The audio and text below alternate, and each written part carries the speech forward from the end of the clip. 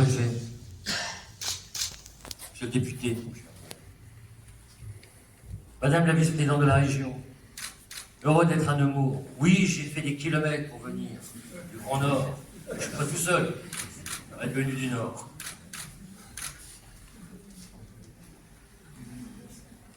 Directeur. Permettez-moi d'avoir une pensée quand même toute particulière pour Bernard, qui tout de suite m'a rassuré en me disant non, je quitte le Souvenir français, mais je reste aux anciens combattants. Ça va. Et puis il est remplacé par quelqu'un que je connais bien depuis très longtemps. Et si je suis là aujourd'hui, c'est bien sûr pour vous. Et c'est un peu aussi pour eux. Car je sais, l'un et l'autre, l'engagement qu'ils ont depuis des années et des années pour les autres. Vous savez, ces hommes et ces femmes qui parfois sont des hommes et des femmes ordinaires, puis qui d'un seul coup deviennent des gens extraordinaires. Pour le travail, pour le partage.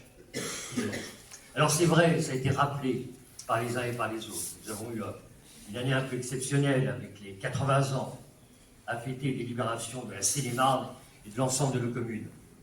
Des événements forts ont eu lieu à travers le département.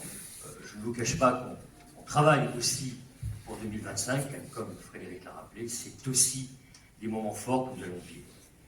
Mais il y a eu aussi ce moment très fort, je vous le dis, pour moi, et je vois quelques mille doigts dans la salle, avec l'inauguration le 11 novembre de la tranchée.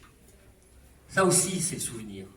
Ça aussi, c'est rappeler comment des hommes ont pu vivre dans des conditions terribles ce conflit du 14-18.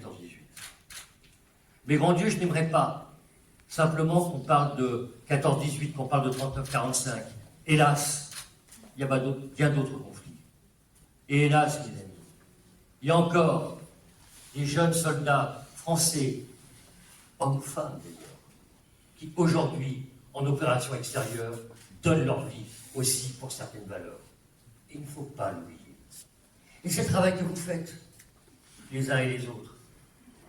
À la fin du 19e siècle, quand le souvenir français a été créé, il avait ce souci d'entretenir les tombes, nos monuments, bien entendu, de rappeler l'histoire, mais aussi, et c'est là où je vous remercie, pour l'investissement des uns et des autres, c'est à l'égard de notre jeunesse, qu'elle n'oublie pas.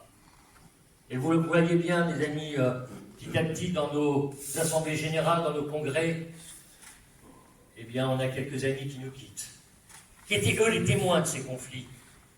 14-18, bien entendu. 39-45, ça devient compliqué.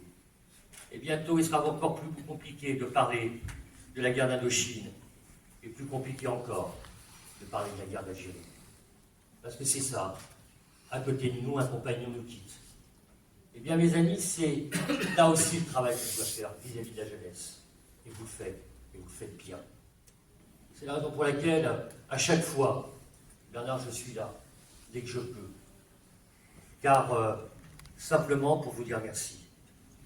Et vous rappelez, les amis, qu'un homme sans mémoire, c'est un homme sans vie. Un peuple sans mémoire, c'est un peuple sans avenir. C'est le maréchal Foch qui disait ça. Et il avait tout à fait raison. Voilà ce que je voulais partager avec vous ce matin. Vous dire que je suis très fier d'appartenir à une nation où il y a des hommes et des femmes encore comme vous. Merci à tous.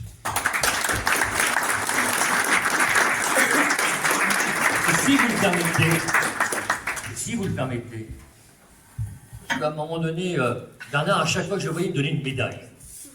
Je n'avais pas obligatoirement mérité. Et là, par contre, je vais vous remettre la médaille du département. Car vous le méritez. Venez là.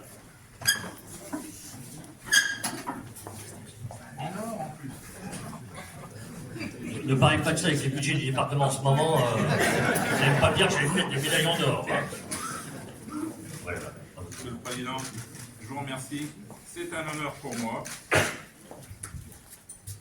C'est un honneur pour moi de recevoir cette belle médaille du Conseil départemental, avec le diplôme, je suppose, qui va avec. À mettre au-dessus du lit. Ma femme va être enchantée, il va y avoir plein d'éclosures.